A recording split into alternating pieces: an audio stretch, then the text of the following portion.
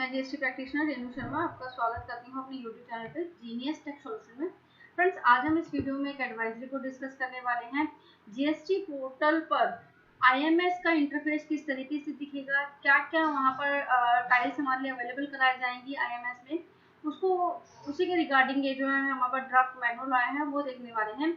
As you no friends, जो हमारे अक्टूबर onwards जो 2B आएगी वो आईएमएस के थ्रू आएगी, यानी कि आईएमएस जो एक नई फैसिलिटी टैक्स पेयर को प्रोवाइड कराई जा रही है कि अब जो भी उनके सप्लायर ने इनवॉइसेस अपलोड किए हैं जिसके हिसाब से ही रेसिपिएंट को जो है आईटीसी क्लेम करना है, अब उनको वो एक्सेप्ट कर सकते हैं, रिजेक्ट कर सकते हैं, कीप फॉर पेंडिंग में डाल सकते हैं। Friends, as you know tax payers के पास जो है बहुत सारे नोटिस इसी में आते हैं कि आपने जो है एक्सेस आईटीसी क्लेम किया है या आपके 2B में नहीं आ रहा है तो आपने आईटीसी क्लेम कर लिया। समटाइम्स क्या होता है, सप्लायर जो है गलत जीएसटी नंबर डालने की वजह से बहुत सारे इश्यूज आ रहे थे कि जेन्युइन ट्रांजेक्शन होने की वजह से भी जो उनके 2B में वो रिफ्लेक्ट नहीं हो रहा था। तो इन्हीं सब प्रॉब्लम्स का सोल्यूशन जो है गवर्नमेंट लेके आई है आईएमएस। अब आईएमएस में जो है आप चाहे जो रेसिपिएंट को अगर लगता है कि ये इनवॉइस उनसे रिलेट नहीं है, गलती से किसी सप्लायर ने उनका जीएसटी नंबर डाल दिया है, तो उसको रिजेक्ट कर सकता है या उसको पेंडिंग में छोड़ सकता है या उसे एक्सेप्ट करता है। तीनों ही ऑप्शन जो है रेसिपिएंट को प्रोवाइड किए जा रहे हैं। तो डिटेल में इस वीडियो में देखने वाले हैं किस तरीके से जो है इंटरफेस होने वाला है आईएमएस का।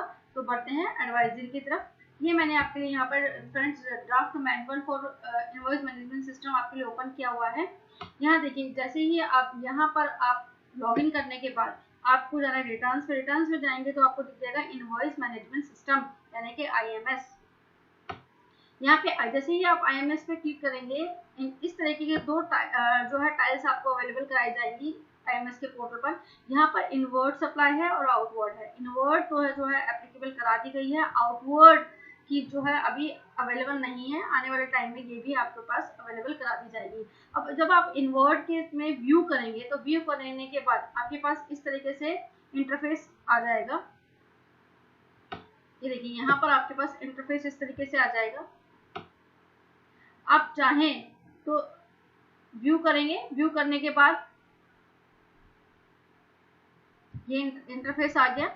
इंटरफेस आने के बाद अगर आपको लगता है कि सारे इनवॉइसेस आपकी एज पर आप योर बुक्स हैं तो आप उनको कोई भी एक्शन ना लेके सिंपली ओके कर देंगे। सिंपली ओके का मीन होगा कि आपने देखिए records where no action is taken by the taxpayer will be considered as deemed accepted for generation of 2B। Okay कर देंगे तो यानी कि अगर आपको कोई भी एक्शन नहीं लेंगे तो आपका ओके मान लीजिएगा और डीम एक्सेप्टेड मान लीजिएगा। जो भी आपके 2B में आ रहे हैं वो आप एक्सेप्ट करते हैं और उसी के हिसाब से जो है आपका 2B ऑटो पॉपुलेट हो जाएगा 3B में, उसी हिसाब से आप क्लेम ले सकते हैं।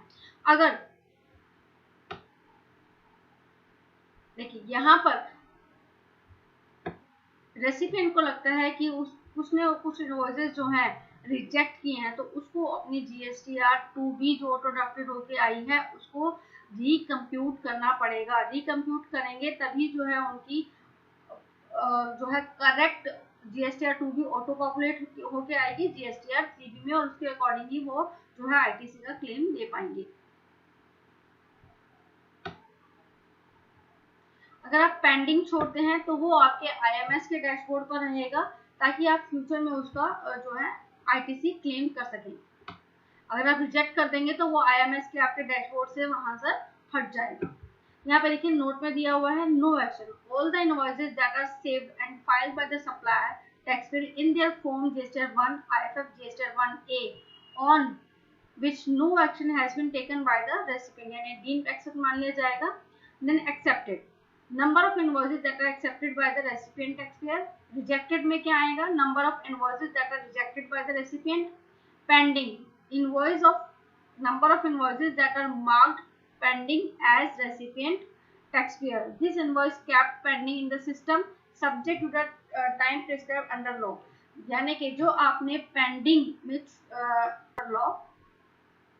अब जो है यहाँ पर इस तरह के इंटरफेस है। यहाँ पर देखिए, यहाँ पर आपका serial number, GST number, trade name, invoice, accept, reject and pending आ गया है। यहाँ पे सर्च का ऑप्शन भी दिया जा रहा है कि आप चाहें तो उसको सर्च कर सकते हैं।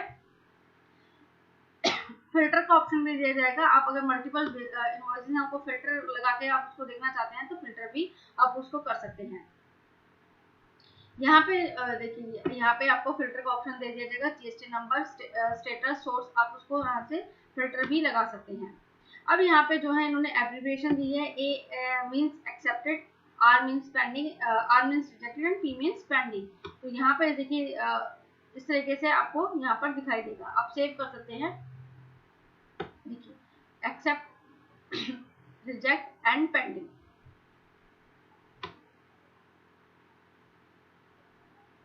इस तरीके से आपको इंटरफेस दिखाई देने वाला है। अगर देखिए आपने सप्लायर ने कोई भी एक्शन नहीं लिया तो यहाँ स्टेटस पे क्या आ जाएगा, नो एक्शन। अगर आप पेंडिंग छोड़ते हैं या रिजेक्ट करते हैं तो देखिए इस तरीके से आ जाएगा, एक्सेप्टेड, एक्सेप्टेड। अगर आपने एक्शन लेके एक्सेप्ट किया है तो एक्सेप्टेड आ जाएगा, रिजेक्ट किया तो रिजेक्ट आ जाएगा, और पेंडिंग में डाला है तो पेंडिंग में आ जाएगा। अगर आप कोई भी एक्शन नहीं लेते हैं तो यहाँ पर आ जाएगा, no action taken by the recipient. अगर आप बल्क में सिलेक्ट करना चाहते हैं तो आप उसको बल्क में भी सिलेक्ट कर सकते हैं। देखिए यहाँ पर ऑप्शन दिए हुए हैं, select all records of the current page, क्योंकि एक पेज पे हमारे 10 ही डिटेल्स दिखाई देती हैं, और कर सकते हैं आप, ऑप्शन दिए जाएंगे, या सिलेक्ट ऑल रिकॉर्ड जो भी आपने आ रहे हैं IMS में। सेकेंडली इसमें आप ना डाउनलोड कर सकते हैं एक्सेल में। अगर आपको एक्सेल में एक्सट्रैक्ट करके उसे फिल्टर लगा के आपको करना है कि कौन कौन से इनवॉइसेस आपके IMS में आ रहे हैं जो कि आपके सप्लायर ने डाले हैं, तो वहां से भी आप उसको एक्सेल में भी डाउनलोड करके उसको देख सकते हैं। देखिए download entire IMS record in Excel format, यहाँ पे आप एक्सेल फॉर्मेट में भी उसको डाउनलोड करके देख सकते हैं। यहाँ पे देखिए कंप्यूटेड GSTR 2B, यानी कि अगर आपने कोई भी अल्ट्रेशन की है, उसके अंदर कोई मॉडिफिकेशंस की हैं, यानी कि आपने पेंडिंग या रिजेक्ट की हैं, तो आपको जो है कंप्यूट करना पड़ेगा अपनी GSTR 3B को। देखिए यहाँ पर उन्होंने दिया भी हुआ है, GST system will automatically generate GSTR 2B on 14th of the subsequent tax period. This draft GSTR 2B can be treated as final GSTR 3B in case no action taken by the recipient. अगर आपने कोई भी action नहीं लिया है तो इसको final माना जाएगा। However, in case recipient take any action, draft GSTR 3B, they need to recompute their GSTR 2B before filing GSTR 3B. तो कंप्यूट करना है आपको GSTR 2B को। Button will be enabled after 14th of the subsequent month by the tax system. If the taxpayer takes changes any action on the IMS dashboard, the taxpayer will click the compute GSTR 2B button to recompute GSTR 2B. Post this, taxpayer can navigate to GSTR 2B, view the latest ITC available, and updated ITC detail will be auto-populated in GSTR 2B 3B on the recomputation of GSTR 2B. इस तरीके से देखिए आपके पास दिखाई देगा interface. आप recompute पर click करेंगे, on clicking on compute GSTR 2B button popup window will be click. इस तरीके से आप एग्री एक्सेप्ट करेंगे, एग्री कीजिए आप जो भी आपने रिकम्प्यूट की है, तो आपको वहां पर एग्जैक्ट ITC आपका अवेलेबल करा दिया जाएगा। नोट, देखिए taxpayer can check the status of recomputing request by clicking on the refresh button. Help button, यहाँ देखिए यहाँ पे हेल्प बटन भी दिया हुआ है, अगर आपको कोई भी प्रॉब्लम आती है तो यहाँ पे आप हेल्प से देख सकते हैं।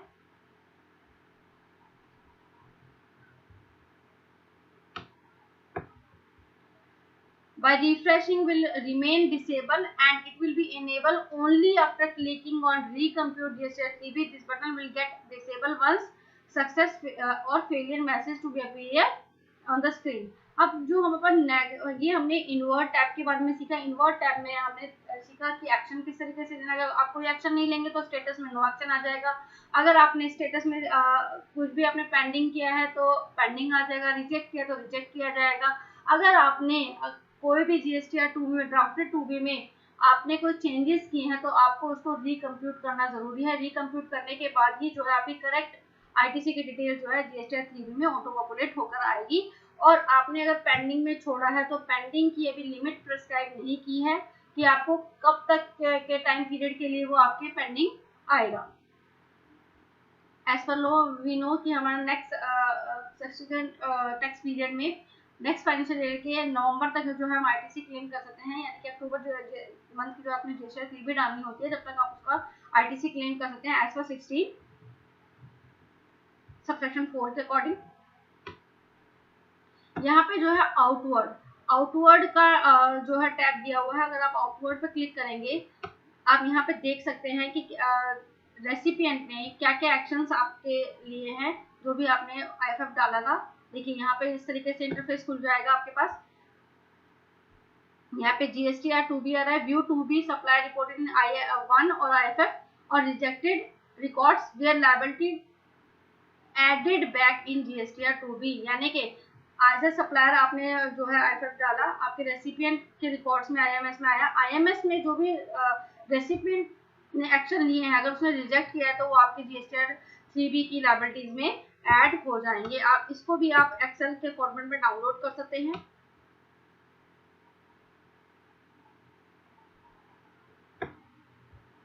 देखिए यहाँ पे इस तरीके से आपको इंटरफेस इसका दिखने वाला है। देखिए यहाँ पर आप यहाँ पे फिल्टर का ऑप्शन दिया हुआ है, फिल्टर भी कर सकते हैं, सर्च भी कर सकते हैं। यहाँ पे रेसिपिएंट का नेम होगा, ट्रेड नेम होगा, इनवॉइस नंबर, डेट,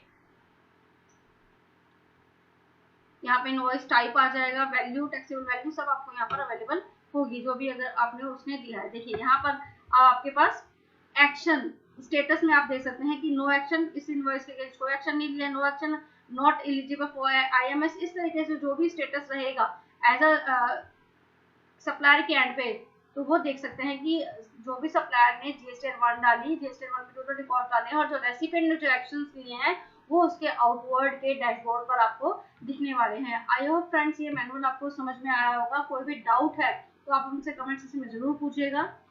अगर आपको हमारी वीडियोस अच्छी लगती हैं फ्रेंड्स तो प्लीज वीडियो को लाइक कीजिएगा, शेयर कीजिएगा और मेरे चैनल को सब्सक्राइब कीजिएगा, जो कि बिल्कुल फ्री है। Thank you for watching me.